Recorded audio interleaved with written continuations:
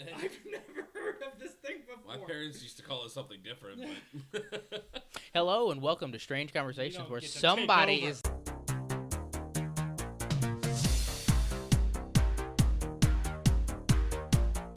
I'm the candy man. You do have candy in the van. Yeah. You're just 3 kids away from a good time.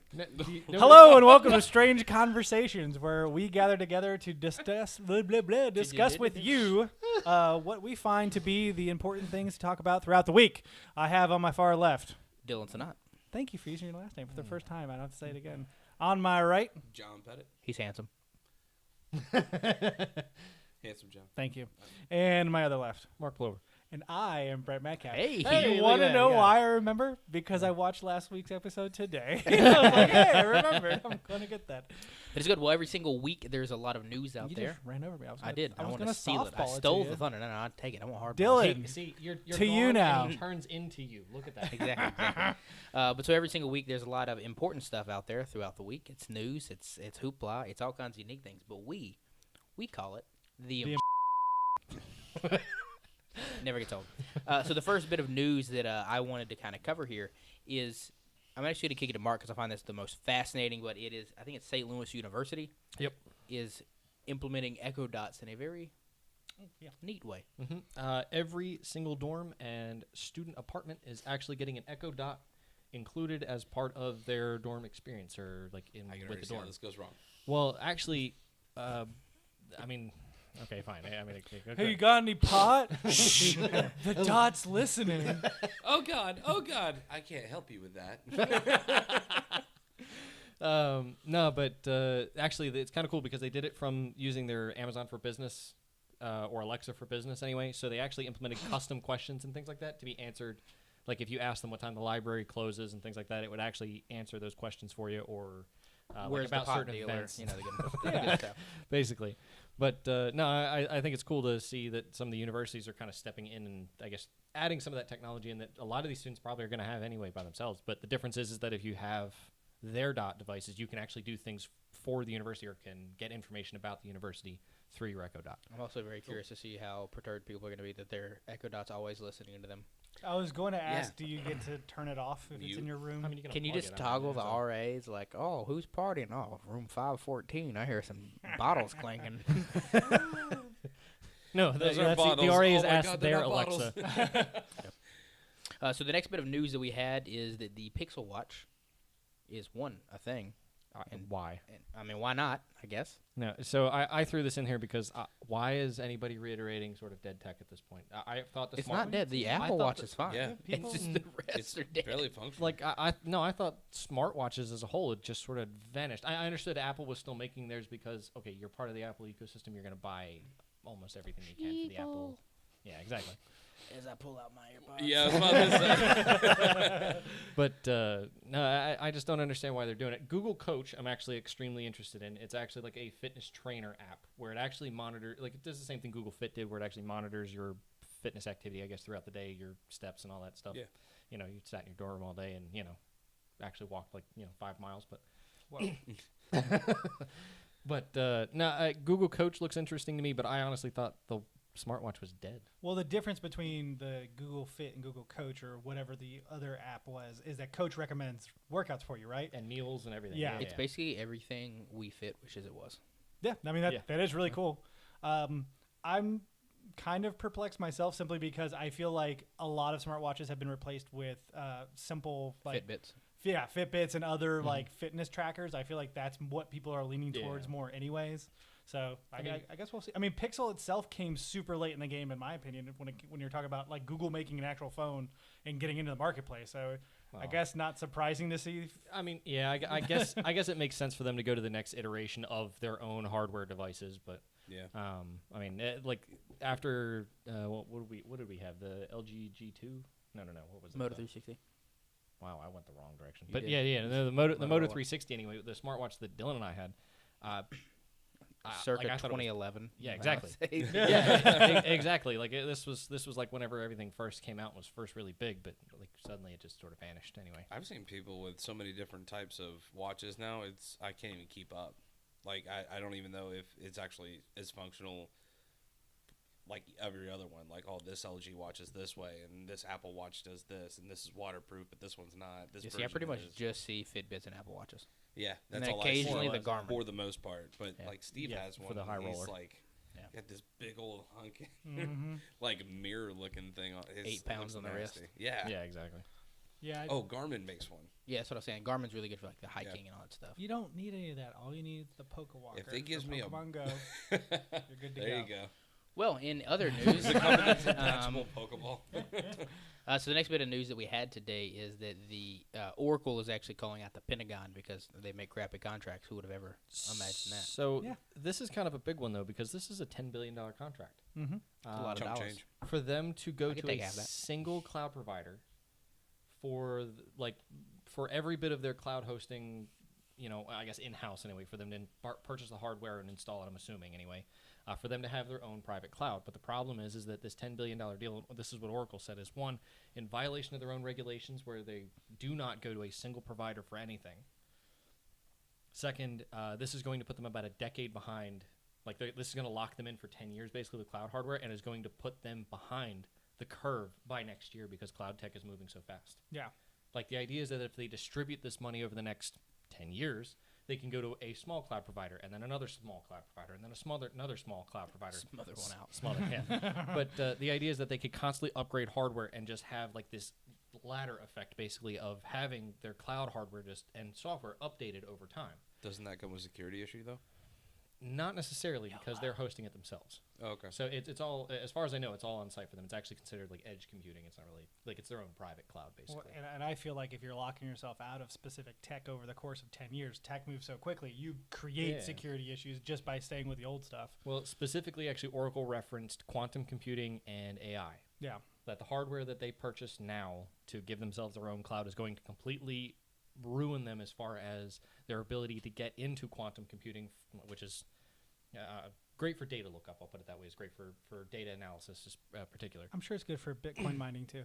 I also think that they should just put everything on tape drives and call it a day. That's exactly what Actually, I could there's a see lot them of- doing. Actually, there's a lot of places that do that. Actually, you know that. Yeah. Okay, but no.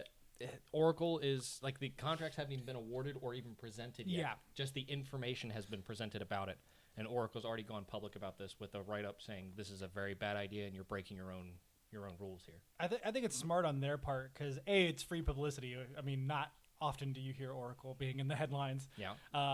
And B, they're right. What the government's trying to do right now, or at least the Pentagon in this instance, is a bad decision. So getting out in front and being like, hey, guess what? This is a bad decision. And we're not just telling you, we're going to tell your entire nation. So is this $10 billion over 10 years? No. This is $10 billion to purchase cloud hardware and software now for them to have basically, okay, I To can find use this. it for 10 years. Wow. The intention is to spend $10 So, billion on the initial. This is for, Interesting. this is my favorite name ever, the Joint Enterprise Defense Infrastructure, also known as JEDI. Correct. Yeah. Space Force.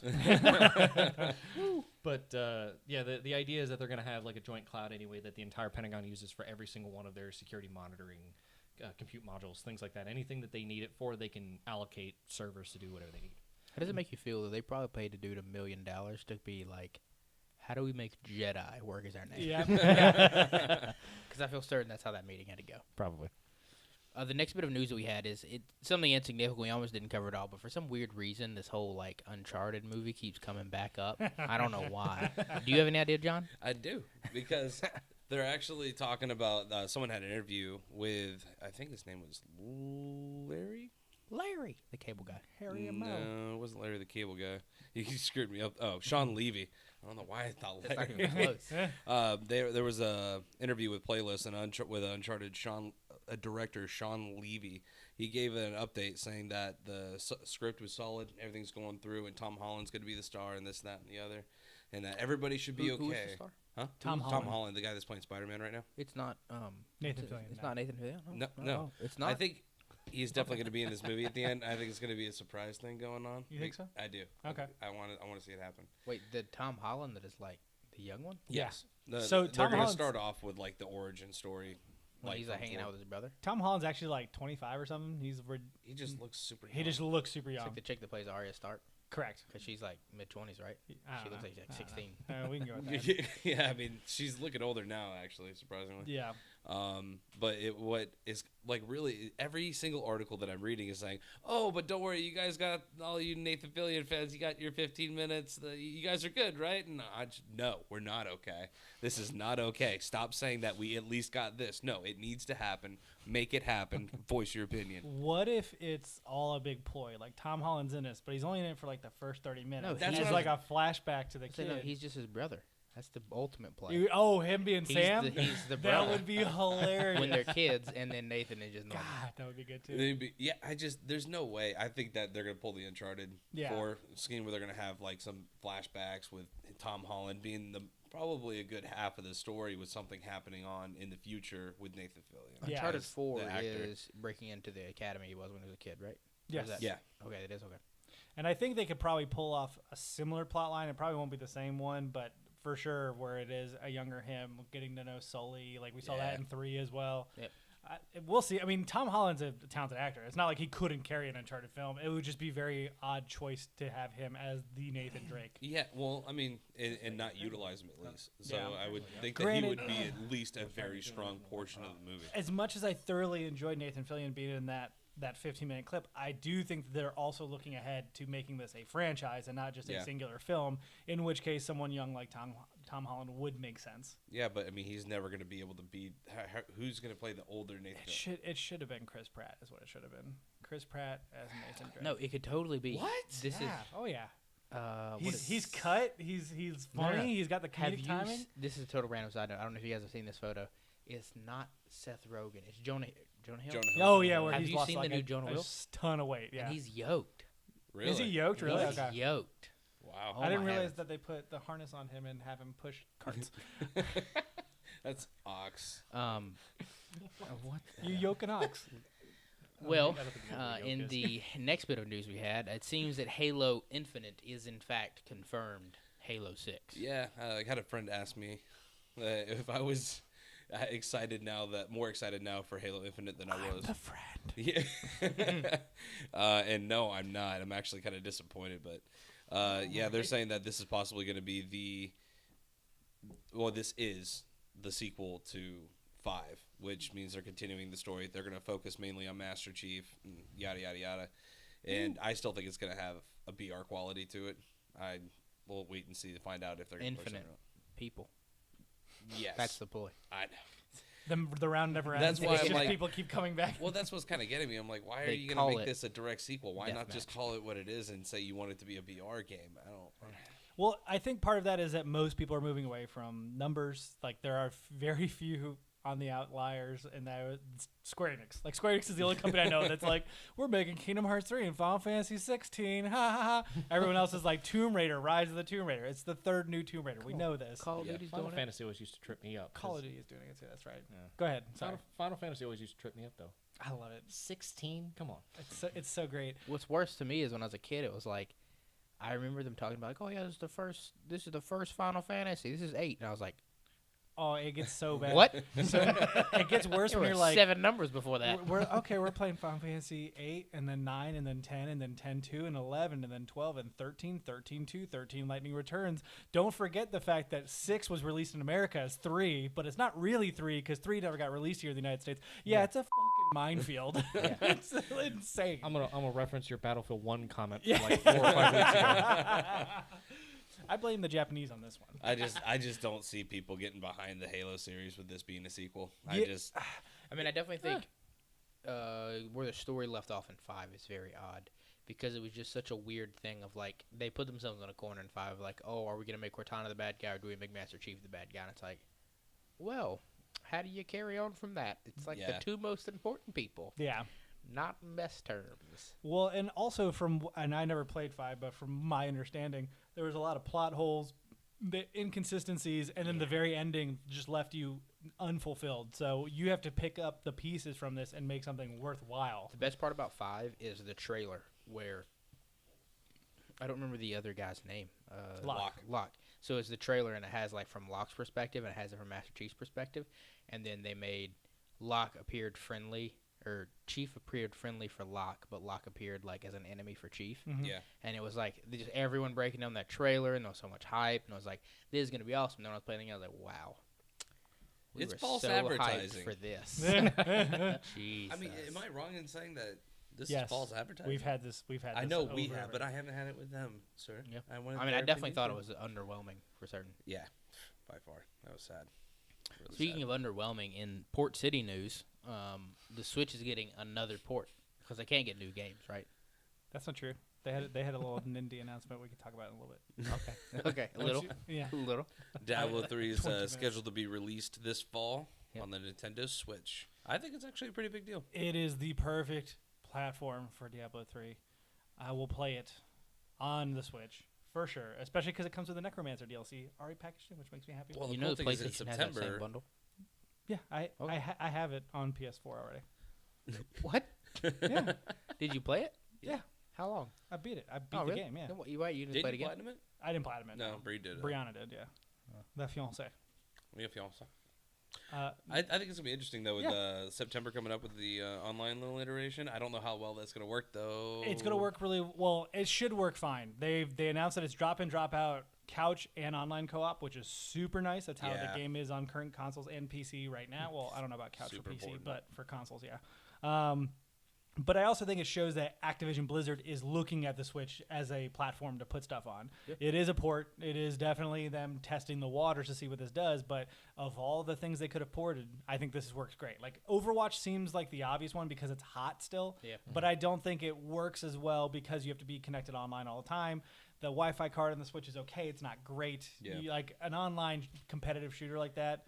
I definitely think it's an interesting one. My issue is, like you said, I think it's Activision and other companies are testing with all these ports. Mhm. However, I keep getting the feeling that a lot of these ports are being sent to the slaughter because, like, the timing of Diablo is just It's a going, bad timing. It's going into Yeah. the mech of gaming of the fall, so it's like It's interesting to look at the actual release schedule of Switch because if you're looking at people who just own a Switch, it's fine. my Like, thing is, and I've always kind of thought this as well, is like, what are the percentage of people in this console generation who only own a Switch? If the Switch is your first console, That'd be pretty limited. you would Exactly. probably expect at least 10, 13 million since they're all the ones who only owned a Wii U. Like, can you even think those people ported up? Because the people who bought the Wii U are the one of the 2% that bought a Wii. no, they definitely went up from a well, Wii to U be to Switch. expected Most to, they people had did. to have gone out between the Wii U and the Switch to get another console Yeah. if they enjoyed games at Exactly. Yeah. Right. Well, it depends on how often you play. all. Well, That's why I think that. So to they me, didn't it's have like high just- standards buying the Wii U. I still think it's fine though because if anybody has two consoles, a Switch and something else, or a PC or whatever the case may be, they're using their Switch as their handheld majority of the time. So it's still a good time frame for it, especially when you're talking about this fall. They have nothing like Smash in December. But until then, what do you have? You have Pokemon. If you don't Pokemon, like Pokemon, yeah. what are you playing on your Switch? You're not playing any of it. You're going playing home Diablo. And, you're going home and you're playing Spider-Man. I mean, Spider-Man, yeah, but you'll be Yeah. done with Spider-Man in a month. Come on. Yeah, and then Red Dead and Call of Duty I'm not and sure about Red Dead, Battlefield. but and- that's my own opinion. I'm scared for Oh, Red wow. Dead. to be honest. Nintendo released or leaked a Nindy lineup today of 22 minutes worth. They announced new games on there as well as ports coming over. One of the new games is Windjammers 2. How well did Windjammers do with the? It was fine. Okay. Like, it's not- but he was complaining about ports. I was like, new games are coming. So moving on to a random piece of news topic that I did see this week in a very weird, improbable series of events. I saw it on Instagram, and then I saw Brent bring it back up, and that is that the Pokemon collection from 1999 sold for was $50,000. $56,000. This Oh is my God. if Wow. everyone remembers walking in the store, because we all did it at one point in time. You walk into the store, by the counter, there's that big box that just stacked full. Yeah. One of those completely sealed, never opened, $56,000. What? Insanity. I don't really know what you would do with this. Like, Open it. I mean, none of the cards are useful in Pokemon card competitive scene. Yes, that's a thing. The value of them after you've bought them, I can't imagine they're getting much more than whatever you spent on them. So, Yeah. I mean, Yeah. But there had to be a bid war. It wasn't like they just came out and said 56,000. No, yeah. I mean, it's very impressive because like Magic the Gathering is, I think it's still considered the biggest Yep. card game in the world. They were just talking about it's like whatever the line name be. It was like the beta line of like the first series that came out or whatever. because this made me see this again because my uncle was like, he really liked Magic. Yeah. Those cards as well can't be used in competitive scene because they rotate them like every 3 years or whatever. And then those things as well are like tens of thousands of dollars a card. And it's like, why? Why? You can't even, like, if I want to play you in a competition, not even allowed. Yeah. Just gonna frame it, sit. Yep. All right. It was really interesting, especially because, like, it was 2 or 3 weeks ago where someone found, like, an old box of Magic and some amateur opened up Black Lotus right there on top, which is, like, one of the rarest cards you can come across. Like, it's interesting that there's, like, hey, It's you just guys happening. like cards? Here's some interesting card news. Yeah. Okay. But, I mean, still, the nostalgia factor at that point is what caused that Oh, yeah. $56,000 price bump. I hope I did not Because it's research. not worth anything. I did not research enough. They better be first edition. Like, that's Yeah. the only way it's even worth anything. To me, I see them like baseball cards. There's no intrinsic value there at all, but it looks really cool whenever you put it up there. But it still sells for a lot for some reason. But at least baseball cards, like, I guess Nostalgia those factor. cards would do it as well. But baseball cards capture a point in time. Like, you want to have a rookie card of a player who's going to have a good career. So, like, a lot of people be like, oh, I'm going to get a rookie card of this guy. He's going to be a baller. And then he does become a baller. Like, oh, it's worth a lot of money. Like a King Whereas, Griffey. like, But again- we all knew that Charizard was a baller. Like, come on. Yeah. What's funny to me is that the Wizards of the Coast, I think, is whoever produces these. Yeah, I mean, they produce most of the card games. They just did a limited run re-release of old cards updated for the current game. So, like, back in the day, the highest HP Charizard 120 was amazing. Like, that thing, there are Pokemon cards that regularly come out with 100 attacks now. Like, the 120 Charizard doesn't do anything. So they had to update its HP and its attack and all these other aspects to it. So, again, just this weird whirlwind of all these things happening around the same time. There's like 3 forums online that are still alive that are just like Oh, yeah. popping off. Oh, yeah. Just having the time of their life. maybe Remember 8 that people packaging, each. though? Like, Oh, I yeah. remember walking in and always looking for it and could never find it. Because some kid came in there and told mom he wanted all the cards and then and you would just go in there and be like, and I would go to multiple stores. I'm like, I just want one. I want to find one. In middle school, I was part of the Pokemon Card League in my little town of Mount Pleasant, South Carolina, and they had a small little Walden books that they held it in once a month, and they sold all the cards behind the counter. And so I would become so excited. I'd like save my $10. I'd buy 2 or 3 packs. Be like, what am I gonna get? What am I gonna get? These kids would walk in and be like, I want that one, whole box, useless. I'm like, I just give them to me. He's like, no, I'm going to take them home. I'm like, God, I hate you right now. God, rich kids. The worst. Yeah, one of my buddies in college was like a competitive Pokemon card game player, like nationally ranked and stuff. And we would go to comic stores because I like comics and he liked that. Yeah. And so we'd just go there all the time. And he would do that. He would go in and he would buy the whole cases of them, and then he would just go through and he needed like 3 or 4 cards. Would buy like a whole case. Would take everything else out and just sell it back to the shop and be like, it cost me like $5, but I got these cards that were like $20. It's like, oh, that's interesting. I just read like 6 comics in the time it took you to do that, but all right. If they made a Pokemon card game app that I could play on my phone, similar to this Yu-Gi-Oh card game app I play on my phone, I would be happy. Nintendo, Wizards of the Coast, partnership, make it happen. Digimon, you're one of your 17 people left. You remember that Undercut Pokemon it trading while you card can. game? Yeah, on Game Boy. That game was awesome. I know. Surprisingly fun. I don't even know what you're talking about. Don't worry about it. Yeah. Okay. So the next bit of news that we had is Little Nightmares breaks $1 million. So I wanted to bring this up because this is a smaller game made by a studio that I fairly appreciate and terrified me to the point where I've not beaten it yet. This was the little game with the girl in a yellow poncho, little raincoat, running around, 2D platformer. Looks like she belongs in it. Creepy. Super creepy. I know creepy. what you're talking about now. Yeah. Tarsier is the studio behind it. They are known for, before this, creating all of the download content for Little Big Planet, like helping them create all the assets, and then they helped create a brand new Little Big Planet for Vita. So it's kind of one of those up and coming studios that is slowly building their success, and this seems like this is heading in that direction, which is really cool. It's also really impressive to me of how quiet of $1 million sales Yeah, it is. I agree. I mean, and it seems like we're hearing more of these stories every day. Like, I think who is it? Cuphead just broke 3 million, but That's at least a big game in my opinion. I This agree. game, I've seen a trailer for it before you linking this, but before I saw a trailer and that was it. Yeah, exactly. And then I clicked this, I was like, oh wow, that's a lot of copies for a Well- game I've basically never heard of. And if you go on YouTube, like today, I kind of fell down a hole because I looked through my stories. I was like, oh, looking at this, and there's playthroughs. There's theory videos. Like, I mean, you can go down a whole much like you can with like Five Nights at Freddy's or something. So it's got its nice little cult following. I really hope this means that Tarsier will have enough funding to make something new or continue the storyline. Like Little Big Planet World or something. Yeah, hey, that'd be wonderful. It Little Big reminds Planet me of- Hub. You always say World. Hub. I don't know why I did that. It reminds me of James and the Giant Peach with the kid that looks like from the beginning of It in the raincoat going to the storm drain. Yeah, it just man. I mean, that's as soon as you said raincoat, that was the first thing I went to was It. Yeah. Watch this little kid. Just get snatched up. It's super creepy. Nah. Like, it's a good game, but it Why is super parents are creepy. paranoid. You know how that game could be better? How Is could if it it be was in VR. You're not wrong. Along with the 3 million units that it I'm is really weird proud that of Sony announces this because I feel like they'd hardly ever talk about numbers. But I guess because they've now sold more than both of the Vive and Rift combined times 2. Yeah. I think Really? they're like, yeah. Well, get I out mean, now. because they announced the 1 Well, million I when they guess made the it 1 was million in just a sales. Yep. Because at that point in time, they were the number 1. the number 1 and still double. Yep. And here they are again, and they're like, Still yeah, double. we're just still double, and we got 3 million.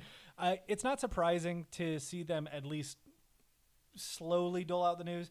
I think they've definitely pulled back from the amount of coverage they're going to give the VR headset. I also think the good part about it as well is along with that, they're like, hey, here are new games we're working on. Absolutely, yeah. That's why they need to put them back on to PS Plus a little bit more. They backed off on They that. did. There's a new one right there now. Okay. Here they lie. It's a little creepy horror Yeah, game. that's What why. they need I to looked do- at it, I was like, nope.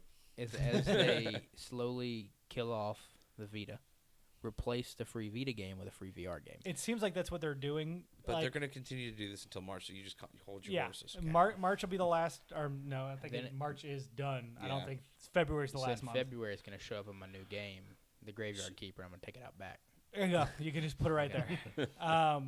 Yeah, there's a lot of nails in the Vita coffin today. Bloodstain Yeah. wasn't delayed, and then they announced the cancellation of the Vita version today. Made me real sad. R.I.P. But they're announcing more games. There's another really cool one that's called Falcon Arena. I don't know. Something was announced today where it is a first-person game that is going to have like first-person combat, a little bit of puzzle mechanic. It is playable in VR or out of VR. So if you have a PS4, you can play it elsewhere. But it is very much like you are an exiled prisoner. You raise this little falcon from a chick, and now you can utilize it in combat and puzzle solving where you send it out. You're using the wand controller, so you can like put your hand up and it comes and sits there. They actually had a really cool animation of them moving their hand, and then the head just stayed still like an owl does. It was awesome. So like there's these small little gems that keep popping up, and I feel personally if they just keep that going for the rest of this generation, they're good. Yeah. Next gen come out swinging with all your studios having something going on. Yeah, to me it's very impressive because I was actually a big gaming organization called Optic Gaming did a rebrand last week, and in doing that, they made a VR hangout where you can go and watch their events live. Their players will come in and do meet and greets, stuff like that. But it's basically like a VR hub where you can go. And it's in Sansar is the people who do it. They also did the Ready Player One experiences with H's Garage and Basement. But me and one of my buddies, we went in there over the weekend, and it was like, it's honestly really cool. It's like you don't have to have VR to go in. Anyone can go in there, and you have like a little avatar.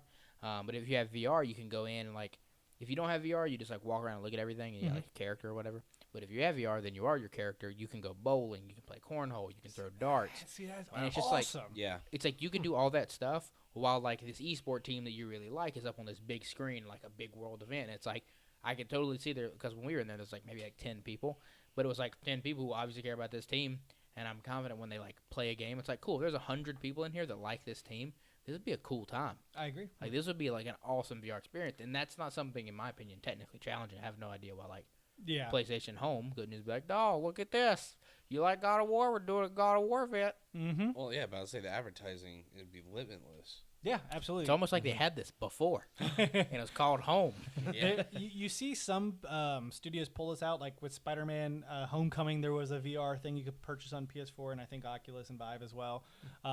They're smaller test beds, but I think the problem is they're so disassociated from an actual like thing, and they're quick experiences. Like some of them you even have to pay for. It's like $5, and it's 10 minutes, 15 It's minutes. what's very odd. It's like, to me, for it to be worth paying for, it has to be like the Batman. Yeah. Batman Arkham. Oh or man, that whatever. Batman Arkham was so But see, good. that gave you enough content where it's like, cool, this is worth me paying for. Yeah, But if $20, it's like- 3 hours. Yeah, but if it's like anything less than that, it's like, dude, just give it to me free and use it as marketing. Yeah. Because people are gonna be like, hey, this doesn't suck. Hey, we should probably play this game. Or they're gonna be, hey, this sucks. Do better next time. Well, especially if you're talking about a situation where it's literally you just like the person standing still and then interacting with an environment. Yeah. Then yeah, that should be free. Like I'm not saying every game that does that should be free, but if you're telling me that it's 15 minutes of me standing here just screwing around with then it should just be quick, free. Here you go. This is easy for you. Come back for more. There are certain demos that I've played of like Job Simulator, which they do that really well, which it is like, here's 10 minutes, do whatever you want. And I'm like, cool, I'm going to pour coffee in this printer and then throw it at someone. Like, it's wonderful. And it's something that we hope they could do in the PlayStation 5, which in the news this week, it seems that the PlayStation 5 is very realistic next year. However, they did bring the caveat of whatever the specific part was some type of ceramic doodadder technology. It's a ceramic resistor. Sure. But it seems that is what could be the crux of it coming out next year, and if not, would be the proceeding year. Did you see my retort to your bruh? I did not. Not worried. I put not worried. Oh, did you put bruh? Not worried. I do find it very interesting because it's seemingly more and more, we are getting more and more news, and not necessarily because they are specifically talking about the possibility of a 2019, but more of, I'm getting the sense of PlayStation is now playing the we're going to beat Xbox next time out, like released again. It did help them this time. Yeah, and I think that's in their head of like, we've got to beat them. When are they coming out? 6 months beforehand is when we're coming out. And I kind of get the feeling of like that's their play right now. Yeah, but they can't do it for sake of bringing out they can't repeat PS3. I mean, that would just be a bad day. Well, I don't think price point will necessarily be the issue with repeating PS3. I don't think they want to release like the Wii, where it's like, we sold out of the 5,000 units we had.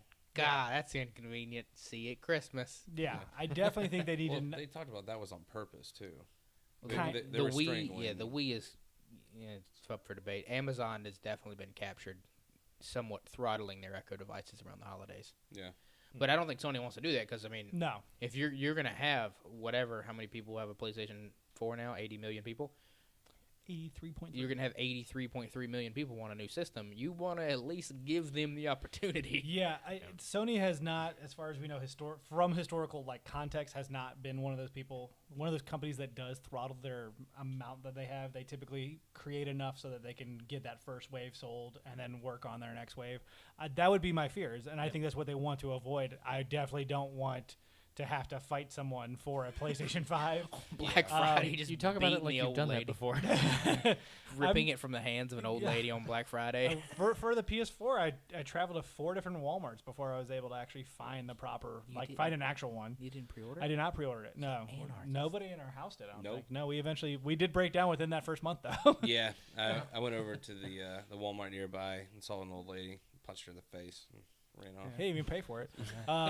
Free 99. It's not surprising to hear anybody talk about new hardware because we are now in year 5, coming up on year 6, which is the traditional cycle for hardware. I still stand by the fact that I believe because the last one was 8.5 years, that 7 is going to be the sweet spot here. Why is that a traditional time? It's just that traditionally, if you look at all the time frames, that's what it has become down to. PS2 era was forever. I thought it was PS3, PS1 came out in 95.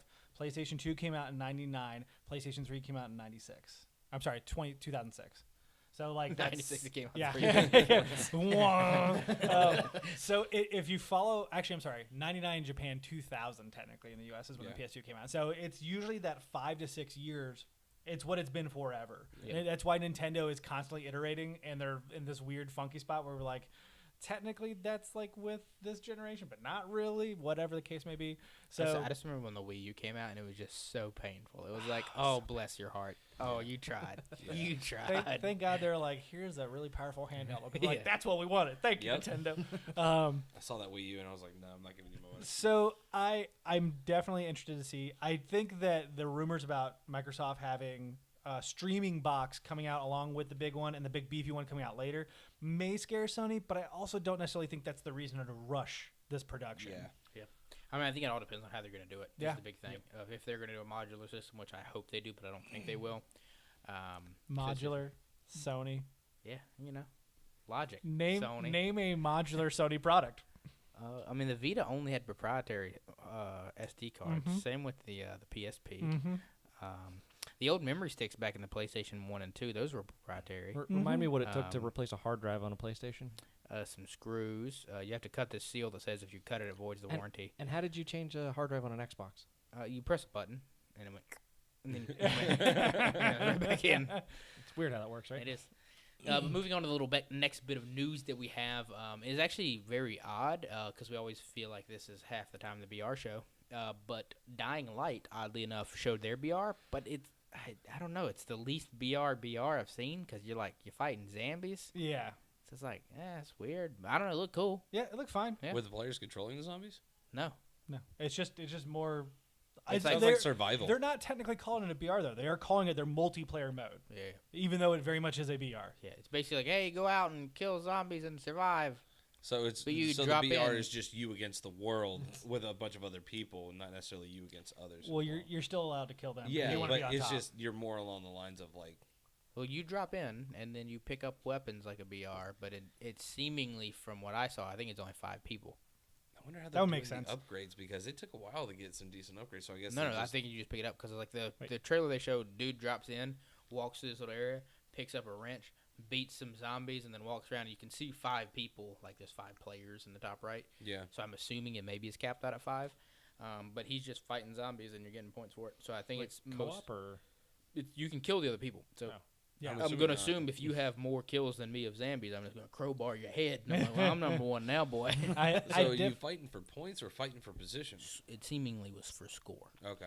I don't know how far along this is. I'm going to. It said it's coming into beta in September. Yeah. So it's going to be in early access on, I believe, Xbox and Steam. $20. That sounds right. I think it was $20. Yeah.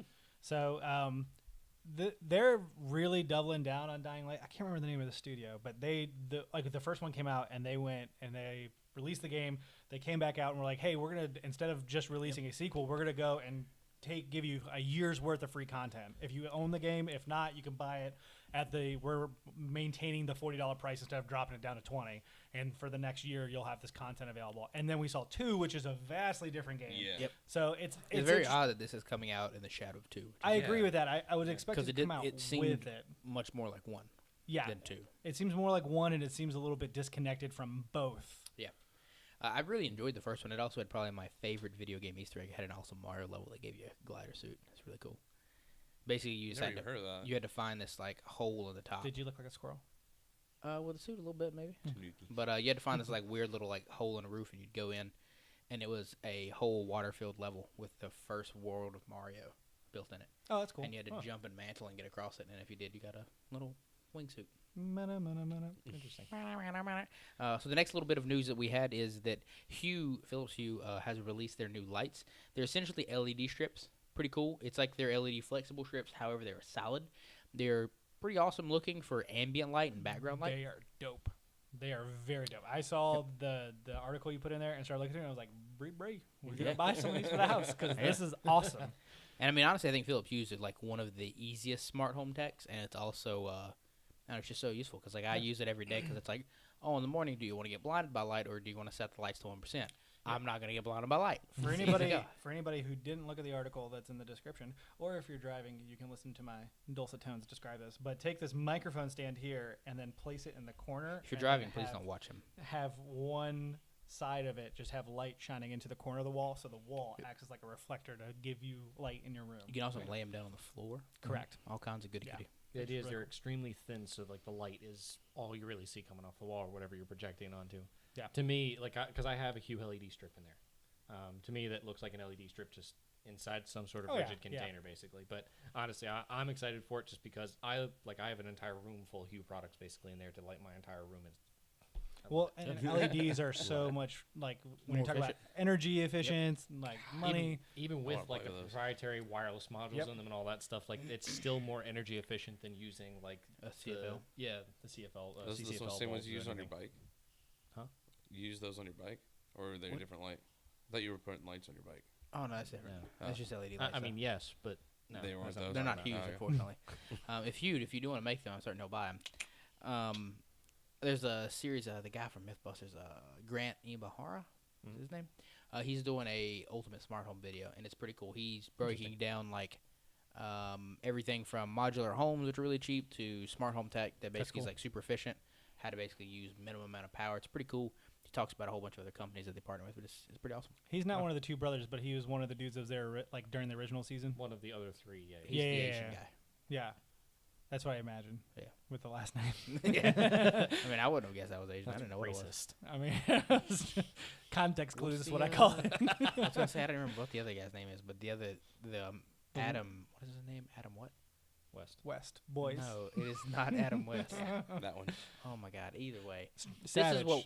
Yeah, it is Adam Savage. There you Yeah, go. it's like the whitest name ever. No. Is that Randy Savage? Okay. This is the important shit. This we bring to you every single week, Shit. I'm sorry. and they get more and more delayed every single week. Every single week is getting more and more delayed. Now, thank you, Dylan. What a wonderful job you did over there. Yes. As a matter of fact, I think we're actually going to go back to you for your topic because we're going to stay in the name of games and we're going to end with Mark in the not game section. Because I mean, your neck is cracking as I move you back and forth. I'm a Thank you. little afraid about it. if he breaks his neck, I don't want to be held responsible. I won't be either, and we'll delete this video. True. No, it's still So gonna post the first topic that I guess we're going to go on I today really is wish, I'm my sorry to topic. interrupt you, but I wish we had planned this a little better, and that way we could have had change of shirts, and we could have just done a quick edit and have Mark just laying back, or actually his seat empty. Be like, so, welcome back to the show. Mark went to the bathroom. Won't be coming back. For But like so a week. what I wanted to bring up today is, should there be shame in, I don't want to say copying or ripping off, but essentially that in gaming. Because, for example, the BR genre is basically a never-ending copy spree. And, like, even new BRs, like, while they may be at its core a good idea or whatever, like, Realm Royale is a new one, and it's one that I've probably enjoyed playing the most. But it's basically like, oh, they took, like, pieces of Fortnite and pieces of PUBG and just copied them and made them into a game. And then also, like, right now, League of Legends has a specific game mode that seemingly is in the exact same game mode almost from another game called Here's the Storm. So it's like all these companies are just like, oh, you have a cool idea, I'm going to use that. So it's like, at what point do you lose you have the Uncharted's, which are still regional, but the multiplayers. At what point do we just lose the originality? But are you cool with it? Does it give you what you want? Yes. Next topic. That was quick. Dang, that was rough. Wow. The I don't find it to be the same way because you're playing Realm Royale, right? There's a Yes. reason you're playing that over PUBG or Fortnite, right? Eh. It's got your attention more than they do. It's got So, that 10% different. You're not going to have any growth in any kind of genre without other people playing with it, regardless if they're like, you know what, people seem to like this. Let's see if we can grab these aspects and make something cool out of it. And I can respect that. And it's like shooters. Okay, at what point in time did everybody say, okay, Battlefield, you're copying everybody from Medal of Honor or whatever you were doing? Not Medal of Honor, but Whatever. at Same some company. point in time, like someone had to say that about, you know, I do shooters, think- platformers. Wasn't Medal of Honor the first I think it was. Yeah, it was. historical shooter? So there you go. Well, I was You thinking were- multiplayer in the back of my I head. do think that the big difference is multiplayer, though, because, like, for example, like Call of Duty, until this year, has always at its core had, like, the single-player aspects. This is the Kevin Spacey space game. This is the Kit Harington not space game, or whatever. Flip that. Jetpacks, no jetpacks. Whatever. But so it's always been like, oh, this story is this, and that's kind of how you sell the game. It's like, oh, this one's in the future, this one's in World War II, or whatever the case may be.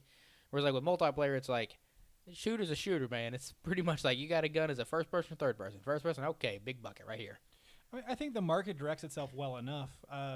Video games have, for the longest time, been copies of copies of copies. I mean, we still play games that are emulating Mario. You were just talking about a really cool Easter egg that did just that. It did it very well. I mean, Cuphead was the newest craze last year, and it was just a tough platformer, much like Mario 2, the original Mario 2, which is the Lost Levels now.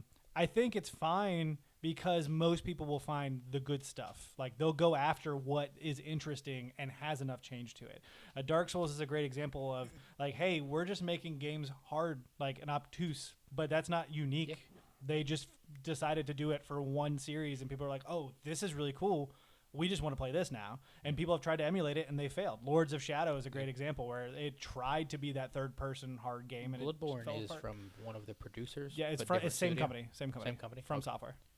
I just found it very interesting because to me it's just, I feel like more so now than, I somewhat came into the game late, so to speak, but like I feel like in the early 2010 to 2013 range, it was like, oh, there's this GTA thing that's like their idea, there's this Skyrim thing that's like their idea, there's this Halo thing that's their idea, and it was like everything felt very different. Whereas then it kind of became like hey, there's this League of Legends game that's really popular. Oh, Blizzard makes one. Oh, Hi-Rez makes one. Oh, every other game studio makes one. Well, that's how I see Whereas it. now we're seeing with VRs. I feel like you're talking about like game type rather than like a theme or a genre of. Well, all right, I take that back. A theme of a game necessarily. Like, all right, fine. MOBAs are one thing. MOBAs kind of came around as a genre and stayed around as a genre because other games came in and tried to do the same thing over and over again, just different pieces of it. Right, but Because if you think about it that way, you could almost put Call of Duty and Battlefield and Halo on the same platform of they're shooter games. They're part of the same genre. And I get that, to some extent, like now in particular, if you look at Fortnite versus Realm Royale, the two of them look very similar. Their battle passes are almost the same. Right, exactly. Their point values in the battle passes are the same. Right. Their purchase for points are the same. I mean, I guess I get that. It does lose some originality, but... Or actually, I guess the original copy sort of gets lost in there. To be honest, I don't know who came out really with the original MOBA, or not MOBA. MOBA. I don't know who came out with the original MOBA. Yeah. I don't even really know who came out with the original BR. Probably don't. I think originally we're probably just going to Arma. see it go into the background like shooters. Like, eventually it's another BR game, and we're not going to think of it this way. Right. I mean, I guess I get where Dylan's coming from, that there's really no individuality to them to some extent to differentiate them like shooters did. So I can tell you why. Well, first of all, this is the same complaint everyone had with shooters back in 2007, 2008, all the way through 2013. Everyone was complaining that, Killzone just looks like a dirtier, slightly futuristic version of Halo. Like, It's dirty. they're all it's the same argument for a different genre essentially. And what is the problem right now? What is causing all this is the ease of creating a game and the fact that people are now accepting that early access mentality. So you can rush to market with a quick product that's easy copy. to throw together. It's a quick copy, and there it is within 6 months or less. And I mean, we've probably all done this at some point as well, and it's something that I definitely did in college, where there was a game that I really liked in college, and it's called Clash of Clans, which you probably all have heard of or at least seen. What's that? But I really like Clash of Clans for a while, but Clash of Clans super annoyed me on certain parts. So, I was in game development classes in my head, so, I was like, oh, I just want to write down what are my differences. So, it's one of those things where it's this game is 80% awesome, but that last 20% sucks. Mm-hmm. I just wish somebody would fix that last 20%, whereas now I feel like 80% of games are people with my idea being like, this game's 80% awesome. Let's change 20%. But again, the market will dictate what stays and what goes. I truly think that helps a lot. And granted, you guys are in a different marketplace. Yep. Because of that, you see way more than we do on console because I just don't. Yeah, but I mean, do you lean think at towards PC. some point, which I mean, for example, Realm Royale's coming to console early access, same with Fortnite and all that other stuff. But I actually think that, you're saying, it's doing nothing but good because it's letting the market decide. Yeah. I think at some point it's going to do bad for the reasoning of if your best option is 80% of what you want, and you find something that's 90%, you're just going to inevitably split up the market a ton. Right now, what I think is going to happen to VR is so much of the audience got funneled into Fortnite, right? Mm-hmm. You pretty much Fortnite, we'll say, had 80% of all VR audiences, right? So now everyone that comes along, if it takes 5% from Fortnite, inevitably all of them are going to be at 5%, right? So then there's low player base, low queue times. It's not fun. There's no big one anymore. That kind of sucks. That kind of is going to – you're not going to really let the market decide on, what's the way. League won MOBAs. Mm-hmm. League was the biggest. It's still the biggest – probably still the biggest game in the world. But, if in the scenario 100 MOBAs came out and it was, how I feel BRs are going right now, it's just going to spread it too thin. And there's going to be no winner. And the consumer's definitely not going to be a winner. Once again, it's just like what happened with shooters in the late 2000s, And early nobody 2010. It was. We've got 100 different shooters now. What do we have every year? We have a Call of Duty and a Battlefield. Everybody else fell off. Halo comes every now and then. Gears is still kind of alive, but even those are struggling. Yeah. Microsoft's trying to hold on to them, but they don't work well. What they're doing is they're vying for that spot. They're going to vie for we're the one of the 5 that's going to come out this year. And everybody's looking for that extra little 1-2% that's going to grab them over Fortnite, over PUBG, and that's what Realm Royale is doing for you right now. Well, yeah, I mean, to me, it just kind of sucks because Realm Royale, you've seen in the market. There's a bunch of articles that kind of made me think about this topic because Realm Royale, when it came out, it was averaging around for its first couple weeks out. It was averaging around 100 to 110,000 concurrent players. Mm-hmm. Now it's peaking at 3,000. And it's done in the course of a month. And it's still having $10,000, $100,000 tournaments, which is crazy. But, I mean, we've seen this with PUBG. PUBG was the number 1 game on Steam. It was the first time Dota and CSGO ever got dethroned since they had came out. And then now PUBG's fallen quite heavily downward. So I'm a part of me is glad that Fortnite is winning because it's doing a lot of good for gaming and bringing a lot of attention in and bringing a lot of new gamers in that normally wouldn't be. But at the same time, I feel as that everyone copying it, you're gonna have like the me's that I get fragmented into Realm, Mark gets fragmented into the Battlefield one, you get fragmented into the Call of Duty one. So then it's like, cool, that thing where it was like we could all talk about Fortnite and it was like bringing everyone together. Now it's like you're a Call of Duty guy, you're a Battlefield guy, I'm a Realm guy, you're a Fortnite guy or whatever. It just kind of spreads it out, you know. I don't necessarily know that that's to be good. fair though, like the BRs you're going to see show up in like Call of Duty versus Battlefield or something like that, they're going to be add-ons. The original game is still going to stay intact. Not according to Call of Duty. Call of Duty's Blackout it's like their hardcore promoting. Yeah, Is it really? there's no They're story coming out with their own mode. There's game? nothing else. There's no story mode. They drop story mode for Blackout. To Call of Duty. Battlefield people are thinking it's going to be the same thing. Without that kind of innovation, you're gonna end up being stuck with a turd eventually because they'll be like, well, we're the only one you got, so this is where everybody's playing. You're gonna play here. You're not gonna play it. Yeah, but I mean, do you like did you play on Xbox or PlayStation as a kid? Both. Did you have all of your friends in one of the chats? Like, did you hop online? I And like be how like, you think I played with people on that. Yeah, that's your problem. Well, It was couch co-op for me all the way. Well, like a lot of the guys we play with, they were all like Xbox kids. And granted, like I said, I didn't really play much when I was a kid, but like they would just tell me like it's like the coolest thing of like whenever they were in like high school and middle school and stuff, like they would all get home from school and they would hop on Xbox chat and they would just, whether they're playing the same game or not, they would just all talk to each other. And I was like, that seems like the coolest experience. And now it's like we will maybe have 2 or 3 of them talking together, this group of like 10-ish. And they're basically like, yeah, well, Discord's a thing. So it's like, I'm going to go talk to my buddies over here, and I'm going to go do this. I'm going to go do that. And it's like, everyone just got so scattered, you just kind of lose the group. You lose the core. But that's also their player choice, their own choice. I mean, if you guys want to play a game together, play a game together. I don't think it's that much of an issue because if BR implodes, much like what was the last trend before BR? There was something about MOBA, but it was hero shooters. Yeah, hero shooters was the other one. That was a quick fire. That was very quick. Or the 4v1 asynchronous multiplayer that everyone was so big on, which you had to Evolve and a couple others that were working on the it. weird games you play. What? The the .io games or whatever. Yeah. no, the 4v1 with the Michael Myers one. Dead by Daylight. Yeah. And there's Fable Legends, like all of those things came up because there was an interest. The market collapsed on They it, just and didn't they have just early dropped access. it, and they moved forward. I think the early access is a big push where we're seeing this stuff way more often than we probably need to. But once again, that market will correct itself. People will leave eventually. I also think on the Evolve note, I don't remember if that was PAX 2013 or 2014 or 15 or whatever year it was. One of those years. Evolve is there, right? And it's like everyone's like super hyped by this game. And me and one of the guys that we played with, Brandon, played that game, and we were like, this is only going to be fun for like 10 minutes. Mm-hmm. Yep. Because it was like, you got to play 3 games. And it was like, they tried to get everybody to be the baddie and then everybody to be the other guy. And I was like, that was really fun. I don't want to do that again. Yeah. I think I did everything. The second they announced it, and they're like, this is all it is. There's no story. There's nothing else. It's like, That's why would I ever done. want to play that? Yeah. Why would I give you Yeah. $60? That just Jesus. But I like the fact that there are people making all these iterations because I want to see it getting better.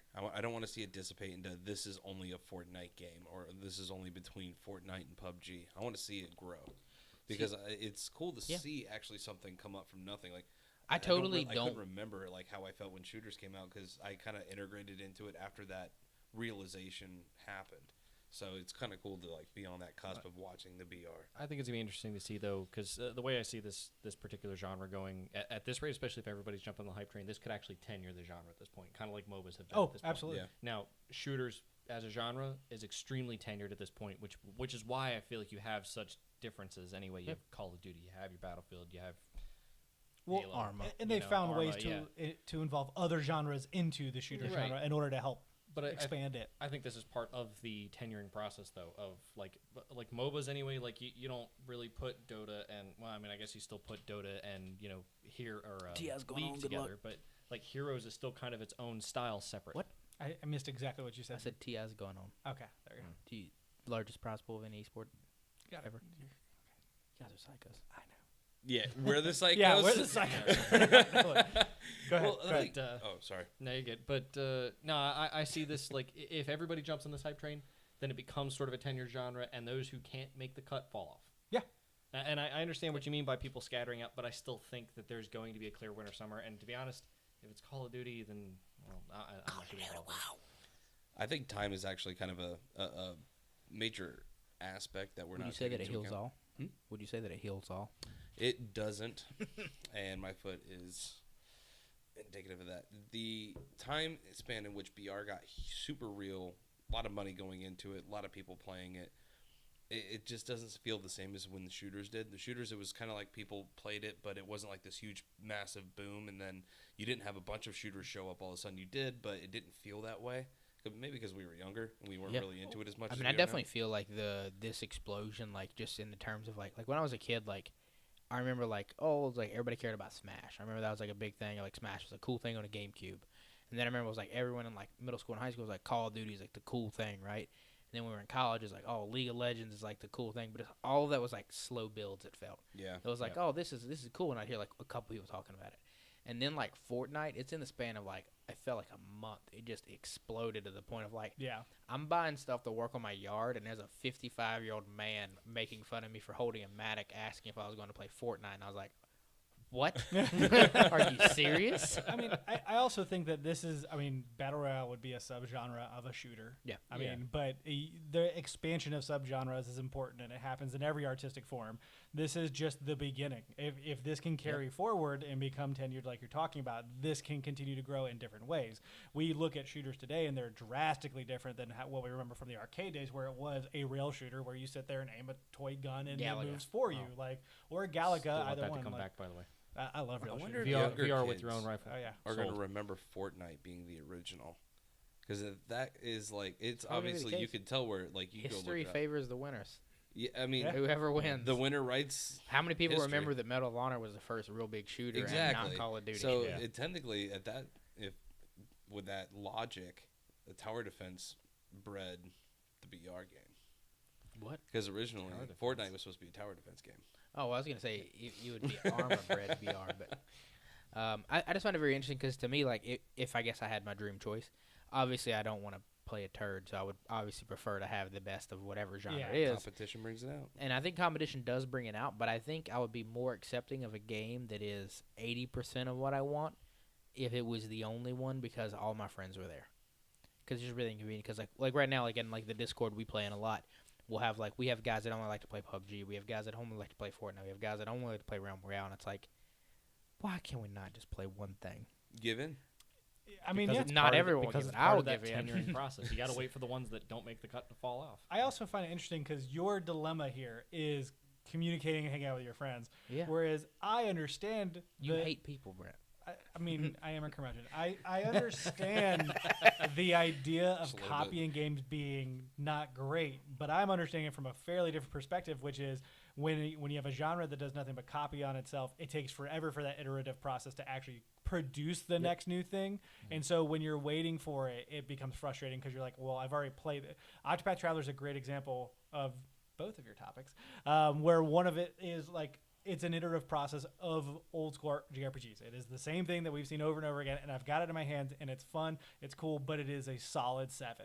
This is a good game because there's nothing else for me to play right now, but I want something better in this genre, and now I have to wait for that to get here. See, what worries me is actually with Fortnite is them saying, oh, we're not going to have a bunch of, iterations. We're just going to do a bunch of updates.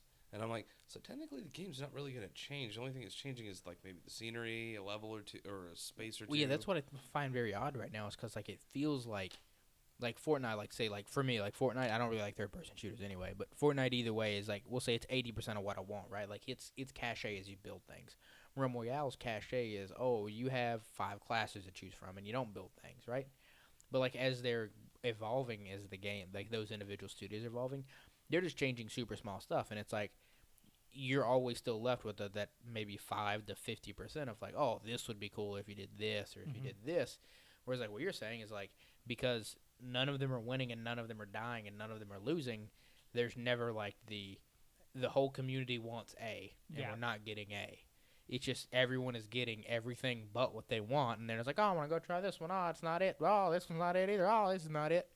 Whereas I feel like if it was like Call of Duty is, to me, the best example of, like, we got jetpacks for 3 years. But in the second year, everyone was like, we don't want this. we don't want this. And Well, then they the third did change it quite a bit. Well, the third year they were like, "Hey, we've already been making this game for 2 years, so it's coming, man. I'm sorry," but like everyone was like, "Hey, we don't like this whole flying thing," like real quick. And then after the 1 year of Titanfall, 1 year of Call of Duty Jetpacks, like, no, we're out. Yeah. And then Call of Duty's like, "Cool, we're done. That's my bad. Take it back." You know what's funny? It's like the zombie blow up. Yeah, This kind of reminds me. Is See, to me that seemed like really the first big fad, I guess, for for me, I guess once I got into high school and really started getting into shooters, that was like the big thing that blew up. Everybody wanted to do zombies. Like I hopped in with Call of Duty World at War. Yeah. Man, that pack a punch machine, dude, that got me on Yeah. fire. I was like, I want to pack a punch him in every game. Yeah. But after playing the next couple iterations of zombies with I think it was Black Ops 2. I think was the next one I played, and I was just not a fan. Like they started changing things tremendously to the point where, like, it just wasn't the same for me. Yeah, I mean, I definitely think that a lot of that stuff's gonna be rose-tinted glasses. But I think that for me, though, like the zombies is always cool because, like, how many other companies have tried to do like that same survival style mode? Yeah. Like, I mean, I know Gears has the Horde thing, but like, Yeah.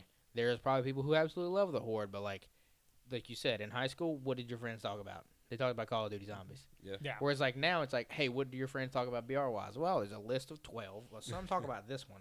Others talk about this guy and then this guy. But you're always going to end up going back to the PUBG and Fortnite, and like, that's what people are going to talk about. I also think that your friends are a group of gamers who all grew up gamers who are now diversifying in tastes and everything else. Whereas if you talk to the general gaming audience about BR, they're talking about Fortnite. Yeah. I'll stick to my You simulators over here and just You tell all of mean you. the elementary school and middle school populations?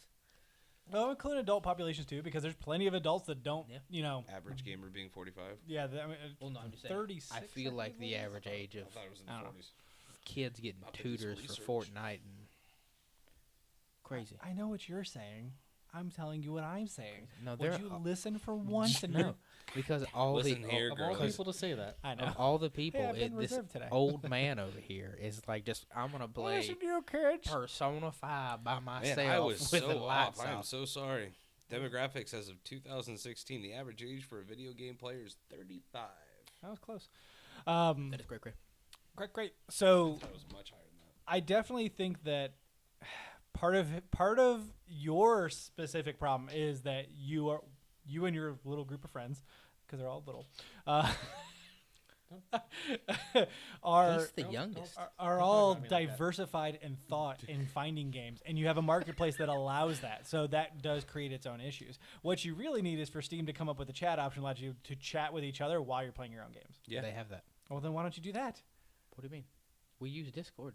Yeah. Well, then have Discord do it. I don't Yeah, care. but I don't want to hear you yelling Fortnite when I'm yelling Battle or what is it, Realm Royale. To be fair, that's So also now because you're that's just also because we crying try to about play it. to a little bit more of a competitive level. Get though. over I it. want my cake and I'll cry and eat it too. Yeah. You're bloody right, I will. I mean, I'll hop in chats and like while other people are playing games, but it's just one of those things where it's like I feel like every night, if we have a chat of like 5 people, it will be 3 people playing one game, and then the other 2 people just playing another game by themselves, and it's like Sounds we like a could normal chat to all me. Yeah, have we do it all the a- time. That sounds like They'll be me playing a jumping in. game and I'll just be sitting there like playing a Vita while they're on the TV, and Yeah. I'm just party chatting it up with them. I'm the only one left out of our group that probably still plays Rocket League. So, when they're on playing something else, I'm just silently in the room just having my fun, like doing my And then thing. Mark will just comment, and like I'll be talking to somebody and I'll say something stupid, and then Uh-huh. Mark will just laugh in the background. I'll be like, "Who is that?" It's nobody.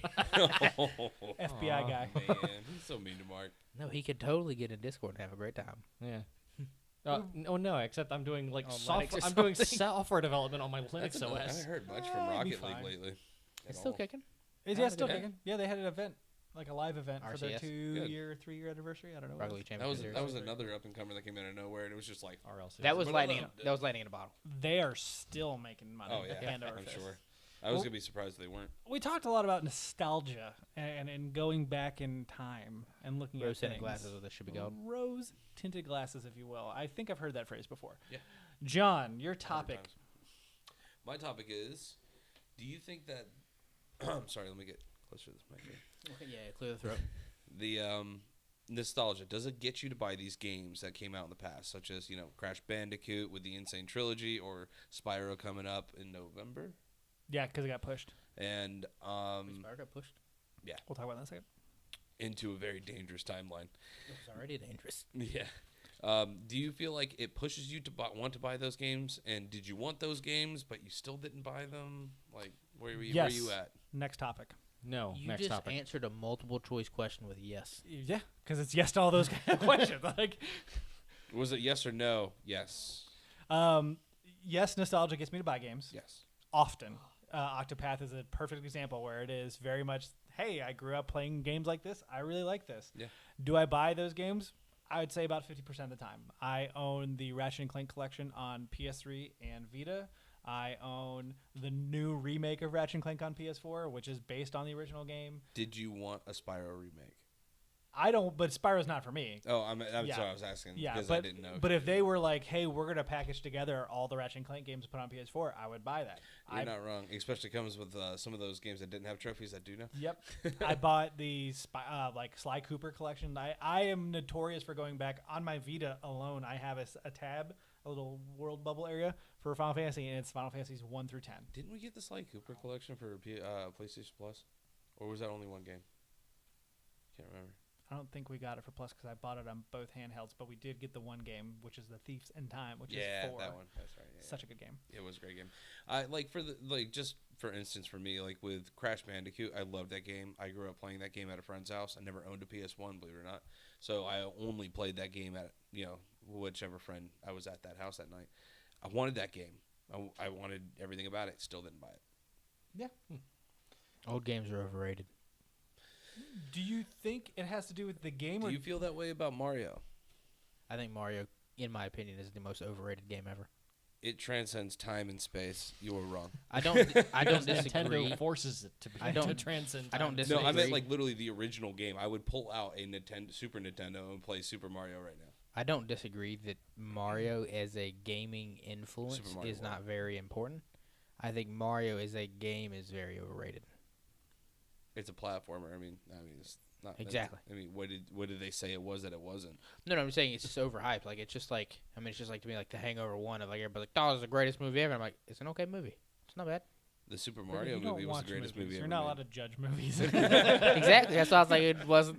I mean, it's not my greatest movie. I only watched like He 12. just realized he watched the Boondock Saints and didn't know what it was called. Yeah. And he was talking to people about it. It was like, I never watched that. And then he's like, I did. Yeah, I did. That's exactly how it panned out. I think when you deal in nostalgia, there's always something that's overrated for Yep. someone else. Like Halo for me is that. I think I've never gotten to Halo craze. Yeah. Totally understand that everyone here at the table did at one point in time or another. I don't get it, and I don't think that it's that great. But that's just my personal I opinion love on the it. I mean, I think a good amount of that though is like Halo is another great example of like also think Halo's overrated, but I think Halo for what it did to multiplayer, fantastic. Yeah. It was great for that. But like, now, granted, I played a lot of these games late. I did not play them when they released. What Mario did for the video game marketplace is amazing. You wouldn't have a Halo without Mario. That's valid. That's totally cool, I'm and really I respect it for confused that. right now. But What? the gameplay is not great.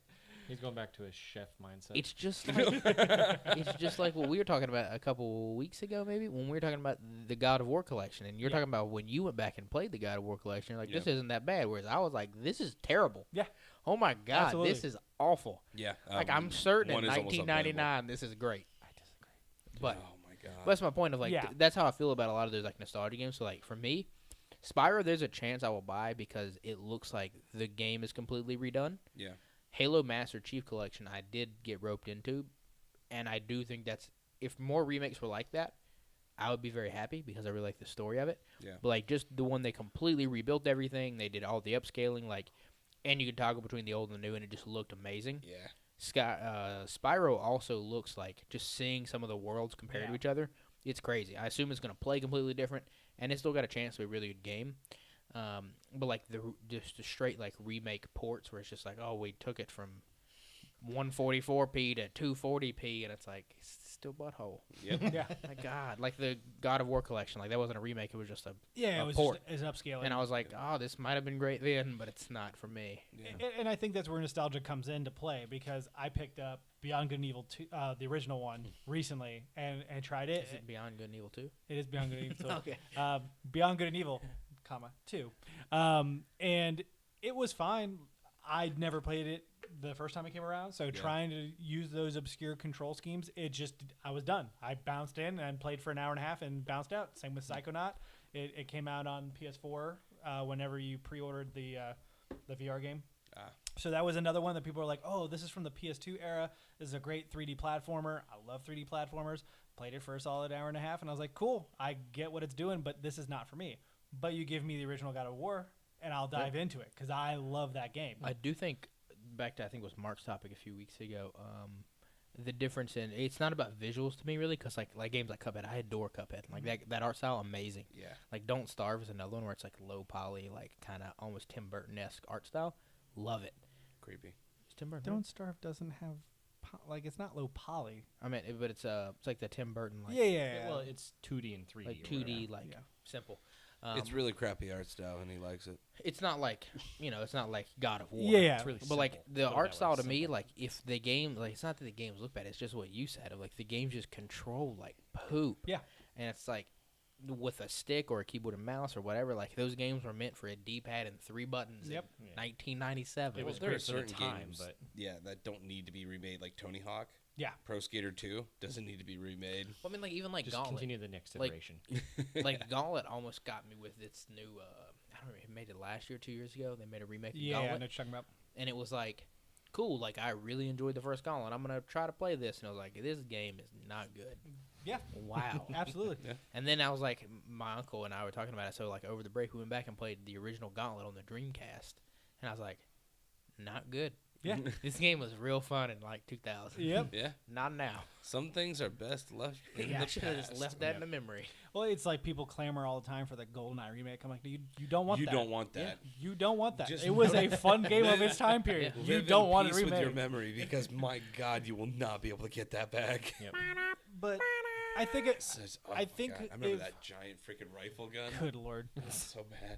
Proximity mines. That's all I gotta say. Yes. I think it matters on how much nostalgia means to you personally. There are definitely people who just don't really get a whole lot of nostalgic feelings. They're just like, yeah, I'm good. Whereas for me, like Final Fantasy IX, my favorite game of all time, will probably retain that place. And they recently re-released it on PS4. Yeah. I'm slowly whittling away at it. Every other week, I pick it up for an hour or two and was like, I feel this is my comfort food. Put this down. Come back to it later. Well, we got that Pokemon Go coming out from the original Kanto region, Yeah. original one. You're gonna be disappointed. Why? I was thinking about this today because you and I, yeah, we should segue to this. So you were talking about how you were wanting to replay the storyline essentially of Yellow. Yeah. And I was telling you that it's not going to be that. I don't think it will be beat for beat. And then I started thinking about, man, Pokemon sure has gotten really wordy recently. Like in picking up Sun to replay it, it took a solid 35 minutes for me to get to choose my first Pokemon because it's just a bunch of talking. Yeah. And they're going to do that in this one 100%. Where they're like, we're going to teach you how to catch. And none of it's skippable. Like the original ones, you're like, you want to learn how to catch? Talk to that old man. Otherwise, just leave. Yeah. And this one, they're like, no, you're going to catch. Oh, that's a nice throw. Now make sure you get a great throw. That's a great throw. Now do a curveball. That's a curveball. And you're just going to sit here and going, I just want to play the game. Let me play the game. See, and I thought Yellow had too much talking, so I just held A and just kind of like waited until like the name selection came up. Well, I mean, Sometimes I missed it. I want to, like I was talking about before, the reason I'm not really worried about that part of it taking up time. That's fine. It's part of the experience, right? You'll get annoyed real quick, Lack. On Because the- it's not good dialogue. It's not like you're like, oh, this is kind of interesting. such a robust story. It's just- On No, the I no- just meant more along the lines of seeing things in a different light. That, like, when I played the game, I'm thinking like, oh, what would the trees look like? And this being more of a 3D-esque. that will be fun. Cool. Charmander actually dying. Charmander, Char. What? That was his flame That's going just funny out. going on. Yeah. On the notion of the nostalgia though, I don't think any of us own the NES Classic, do we? I have Yes. a SNES Classic, and so does he. You do have a SNES though. To me, Well, like his the SNES just died. His real one. Yeah, someone killed it.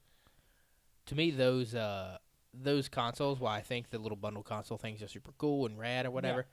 I played at the beach this year the original Mario Kart with my uncle, and I was like, why would I ever want to play this? Have you seen the new Mario Kart? Remember I still remember the shortcuts in that game from the Ghost level.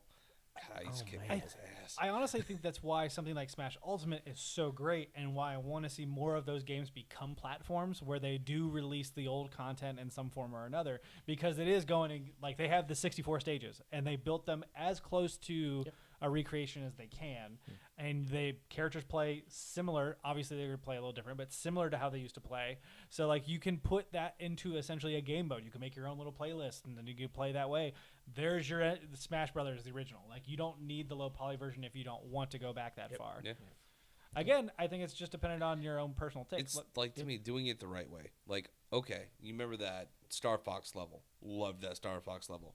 Recreate that in a new way in the new game, and people will be just as happy and have that nostalgic feeling. I think to me, it's not even nostalgia though. Like, fine, like to me that's like, all right, cool. It's a neat adaptation. It's still to like a slightly different level though, because it kind of has to be. Like, it's a different game. Yeah. Although that is how you kind of incorporate, I guess, the people who are playing it for the nostalgia factor, as well as people who are just kind of playing it because it's the next iteration. It's meant to grab people who are nostalgic about it, though, because Right. your memory of it is through rose-tinted glasses. Like, Right. if you were to just give them the original, they're not going to like it. No. Most people won't like it. Yeah, I should say. right, like Most Spyro. people will be upset about it. So that's the Your thing. customers don't know what they want. I mean, all. like, I guess I'm kind of with Dylan on this. Halo 3 for me would be the nostalgia game for me, like, because that's the one I poured hundreds of hours into playing the multiplayer over the course of like 4 or 5 years. I mean, ridiculous amount of time. Jeez. But Team like, Deathmatch? like I even Blood Gulch? I don't even know if I'm just spouting out words now. Lone Wolves actually. There we go.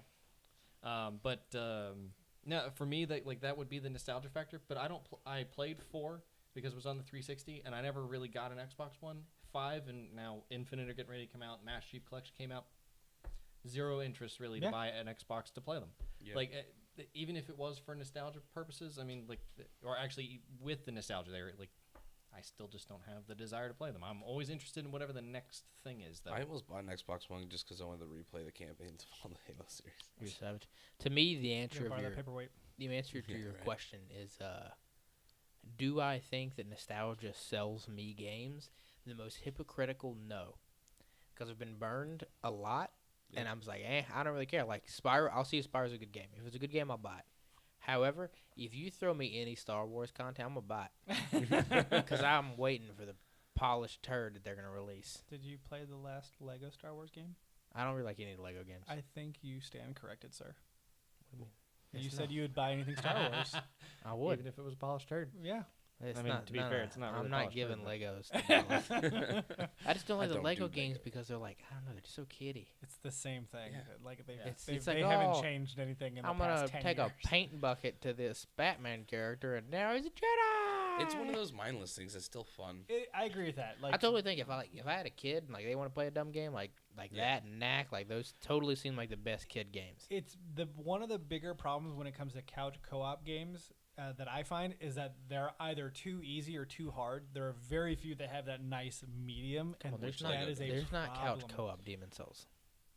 It's not too hard. No, I don't want to couch co-op Demon Souls. No, But I'm saying I'm it's not talking too about hard playing. yet. I'm talking about playing. I'm sorry, when I'm playing with my fiance, like that's the barrier to entry for me because she's not very big on platformers. She's not very big on action games. So like we have to find something that fits in the middle, and she's getting better because she's playing more games. But until she's hit that sweet spot where we can play every game together, the Lego games work really well for that. Yep, I totally agree. I think to me, I have the issue with co-op games in the same of it's just I feel like the co-op games to me are meant for like people who don't game a lot or Yep. kids. Yep. Whereas like even like on the PlayStation 3, like Army of Two wasn't a bad game. No, It's kind of Loved hard. Army It's too. fun. Great. Me and Brian Where did those beat go? Yeah. What I happened to that? crap out of that game. It all went to online because that's what everybody wants. I never even played the last iteration because I looked at that and I was like, that is going to be a turd.